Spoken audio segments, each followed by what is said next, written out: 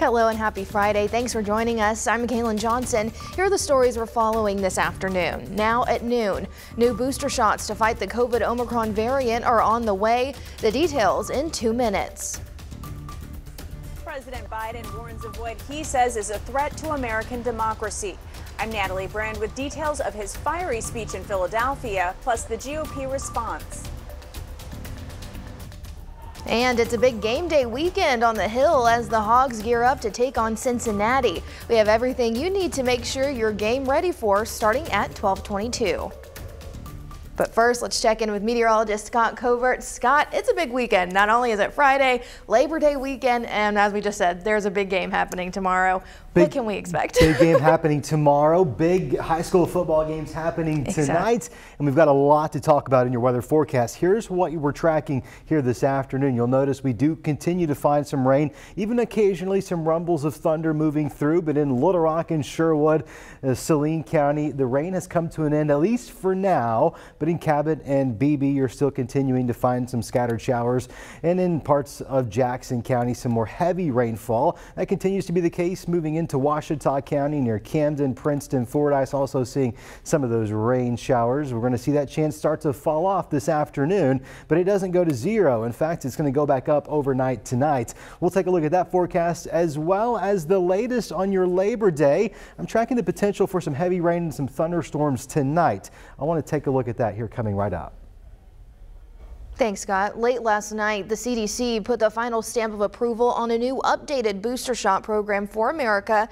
These new shots are designed to give better protection against all COVID variants, especially the highly contagious Omicron variant. This update, called a strain change, is done every year with the flu shot. And just like the flu, COVID has been mutating constantly with different strains every year. Dr. David Agus says he's ready for his.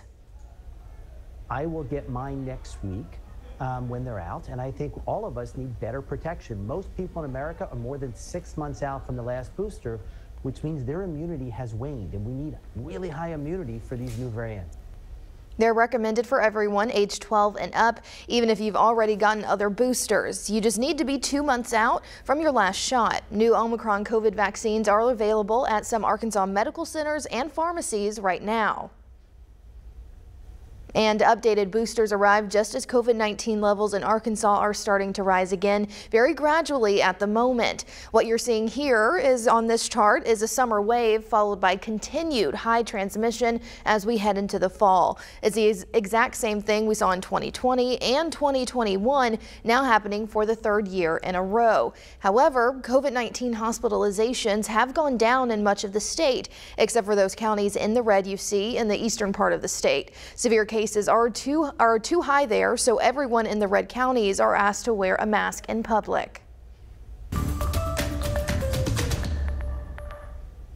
President Biden addressed the nation from Philadelphia on Thursday night in a speech focusing on what he calls the battle for the soul of the nation. The president called out former President Trump and his supporters numerous times and accused the Republican Party of being intimidated by them. Natalie Brand reports from the White House. In a fiery primetime speech from Philadelphia, President Biden warned of what he says is a real threat to American democracy. I ran for president because I believe we're in a battle for the soul of this nation. I still believe that to be true. The president called out former President Trump by name Thursday night and accused Trump's supporters of extremism. MAGA Republicans do not respect the Constitution. They do not believe in the rule of law. They do not recognize the will of the people.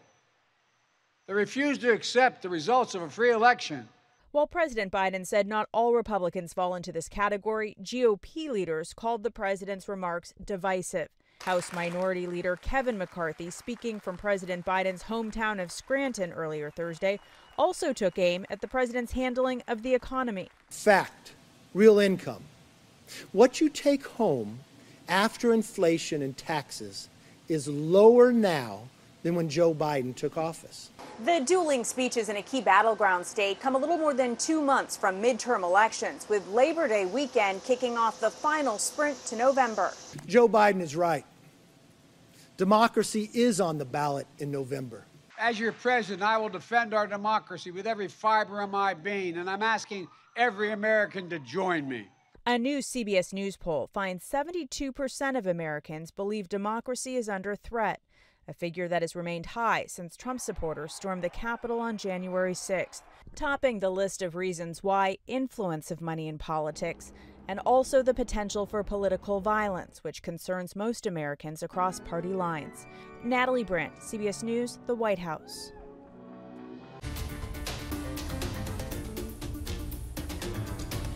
The North Little Rock School District is finding their own ways to keep the conversation going when it comes to safety at school. The district is starting a school safety task force committee made up of 11 members of the school community. Many of them are parents of students in the district, and there are mental health professionals and pediatricians as well. The North Little Rock Police Department is also a part of the conversation. Superintendent Dr. Gregory Paluski says this isn't an easy conversation, but they'll do anything to keep students safe. Because we're in the business of teaching and learning. So for that to happen, that environment has to feel safe and secure. The committee hasn't met as a whole just yet, but Dr. Paluski says that will happen soon.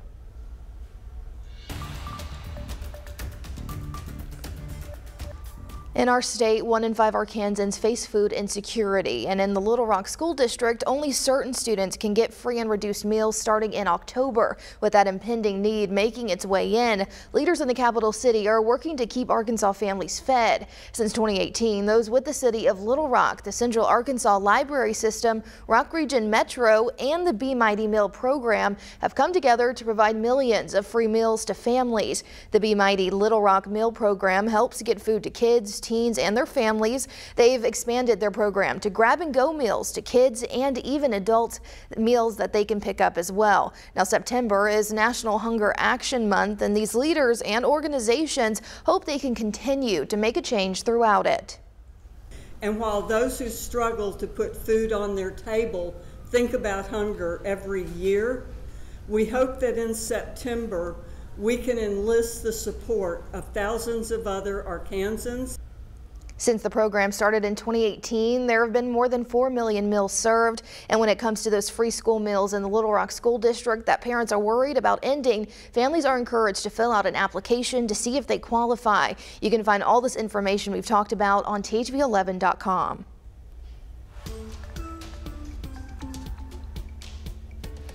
A drug that was first approved to treat a different virus could help people suffering from monkeypox. Researchers in England are testing the treatment that they hope will stop the monkeypox in its tracks. Ian Lee reports. Nearly 20,000 Americans have caught monkeypox, affecting people in all 50 states. Now, British researchers at Oxford University are testing a new drug to fight the virus called tecovirimat. So there's every reason to believe it will be effective in humans with monkeypox. The drug, initially developed for smallpox, is already being used in hospitals with extreme cases. Dr. Peter Horby and a team of British scientists are recruiting 500 patients with monkeypox for their trial. Half will be given the drug over 14 days, the other a placebo. How does this drug affect monkeypox? How does it actually work? It prevents the viruses leaving the cell, so it prevents transmission onwards to other cells. So it really sort of interrupts replication of the virus within people who are infected. In previous animal studies, the drug sped up recovery while also stopping the virus from spreading.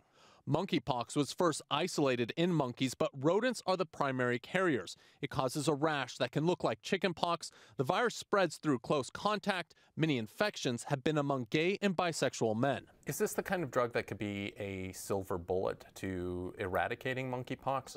I think now the priority has to be what we call elimination as opposed to eradication, which is not completely getting rid of it, but eliminating it as a public health threat. If the tests go well, the drug could be rolled out as early as 6 months. Ian Lee, CBS News, London. If successful, researchers say that patients can take the drug while they recover in the comfort of their own home.